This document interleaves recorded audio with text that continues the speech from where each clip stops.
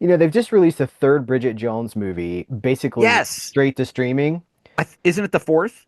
Is it the fourth? Maybe it is. I think it's A new one. They've done a new one. my wife told me. I said, "Wow, they released a third movie." She goes, "No, Bob, that's the fourth." And I was like, Wow.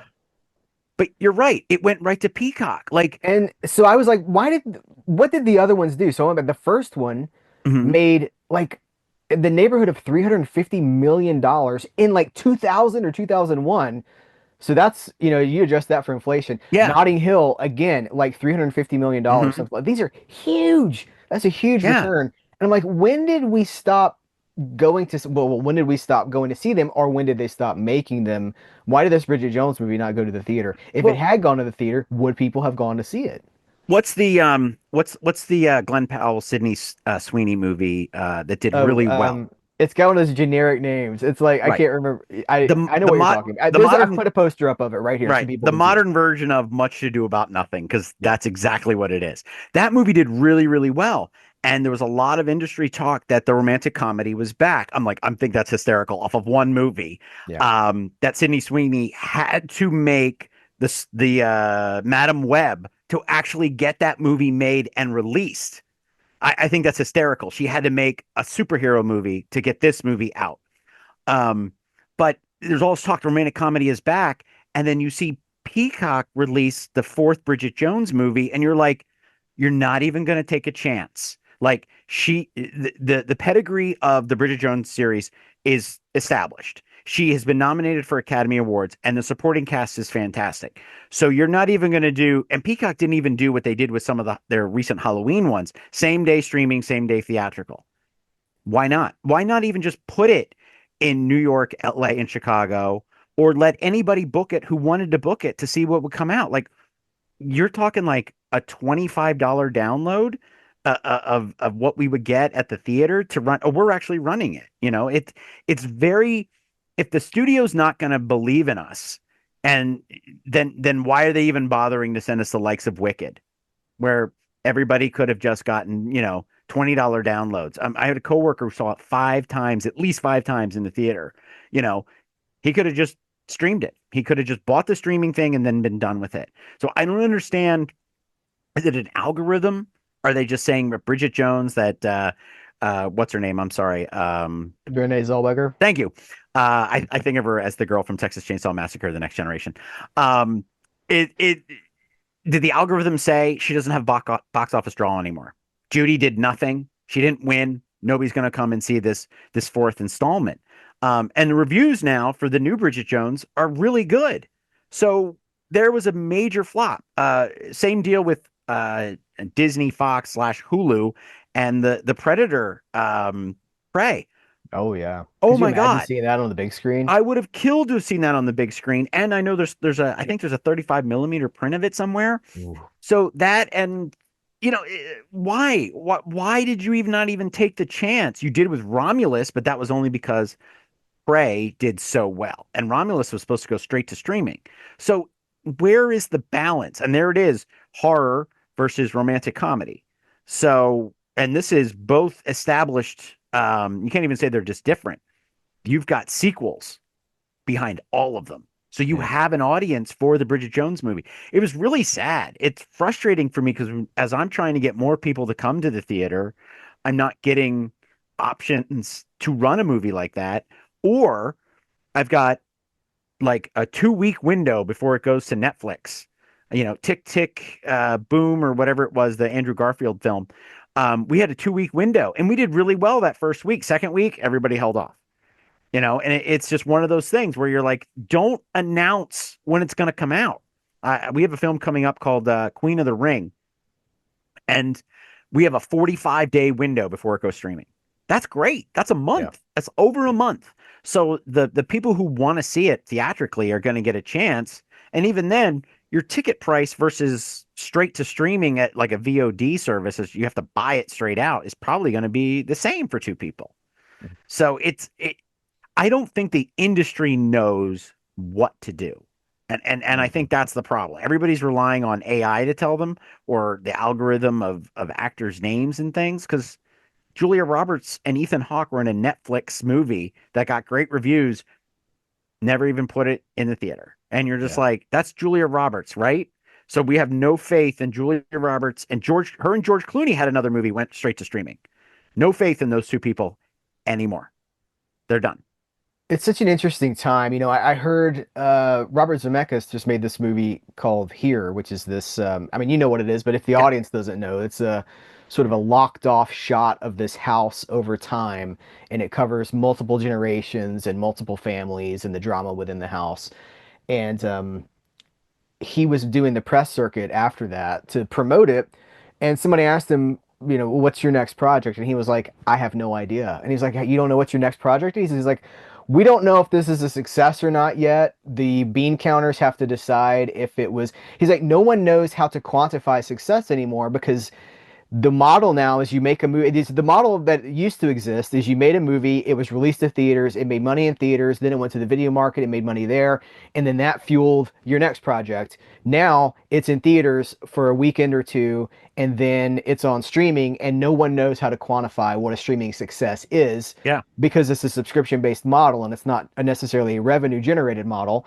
And he's like, so I have no idea. He's like, all the movies I've made in my career, Back to the Future, Used Cars, Romancing the Stone. He's like, the Wilson, the volleyball, Castaway. He was Yeah. like, I couldn't make any of those movies now because nobody knows if those would be a success ahead of Mm-hmm. time. Yep. And that's just a terrifying thought for people that love movies to think that Mm-hmm. we're at this moment. I think he pronounced his name Brady Corbet, the director of The Brutalist, the filmmaker Mm-hmm. behind The Brutalist, is being pretty vocal on his press tour about the fact that he made the movie for $10 million and he's yet to turn a profit from it, even though the Mm-hmm. movie has made money, he has made zero money, Yep. and that a studio for the he said for $150 million for the price of one superhero movie, you could make 10 or 15 smaller movies that have very little risk, and those would reward everyone. But Mm-hmm. the executives don't seem to know how to do this anymore. Nope, they don't. And it's the universal their horror movies that they were releasing a couple of years ago until Nosferatu came out of the $3 to $6 million like what was that movie called? The Purge. The Purge is a prime example of like $6 million made 30. Let's make five of them. Megan, Annabelle, these are all films that are made for little tiny money, and then boom, they have this huge success. They don't know where it's coming, so they were dumping them into January where nobody went to the movies. And then all of a sudden they're like, Megan's the number one movie in America. We now have this bragging right. So they don't understand their bean counters, their executives. I mean, I love the guys at Golf Western that were in The Offer, who just kind of just went with it, but they knew they had to make money. But I think those guys are so far removed now that it's all business, business, business. How do you quantify Madam Web being the number one movie on Netflix? Is it because nobody wanted to pay to see it, so now they want to see the train wreck, and now it's the first week it comes out, it's through the roof. Who sat down and actually watched it and just let it run to the end, and just did that? There's no way to quantify eyeballs on the movie. So Right. it's just so weird and so frustrating. But what gets me is that I physically look at our numbers and our books. So we just showed Body and Soul, directed by Oscar Micheaux this weekend with a live theater organ. And I know how many people came and paid tickets to see that. So I know that a silent film, even done by a black director, is did well. We had a discussion. The organist knew what he was talking about when it came to the director and the actors. So, that is a quantifiable number to me. I just don't have 300 of those going on at, different, cinemas on the same day to say, look at those numbers. But why aren't they looking at those numbers? Another thing you would say that you said about movies coming and going within 1 to 2 weeks is that the multiplex has created the demand of seeing the movie opening weekend, and you're going to get a ticket. When was the last time, Heath, you saw a movie and it was sold out? Yeah, I 25 years maybe. I don't even. I think the last thing I can think of was Forrest Gump, probably.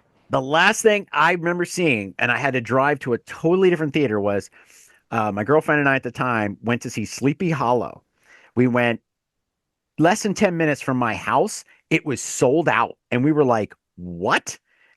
we drove about 30 miles away and went to a little tiny theater that was near a mall that nobody went to anymore. And they had Sleepy Hollow, and we were like one of like 10 people that got into the theater. But we Wow. had to see it that night. But Yeah. now you have these multiplexes that have 8 screens showing the latest Star Wars movie. You got your whole audience in one night. And Yeah. if you Okay. Yeah. There was the Force Awakens. That's the yeah, answer to your question. yeah, Yeah. that's spreads it out. Yeah. Original Star Wars, it amazes me that people don't know this. I guess normal people don't know this, that Star Wars ran for over a year at the theater. And that's because it opened and just kept getting bigger and bigger and bigger in the radius in which it opened in. So it played in the cities, and then it went out to the smaller suburbs, then it went out to the country, theaters. It just kept expanding, and it went to the drive-ins. It kept expanding. So there were people that were living, in the middle of nowhere that were waiting for that movie to show up. They weren't the guys in 1999 who flew from Australia to Los Angeles to see Star Wars the day it opened because they had to see The Phantom Menace the day it opened. They weren't going to wait for it to come to Australia. That's insane. That's really insane. But people, we all went to see Avengers Endgame opening night. Did we see it again? No, because we knew we were going to buy it or that we were going to go and get it on, what was coming. Disney Plus it was going to be there. So they made all their money opening weekend.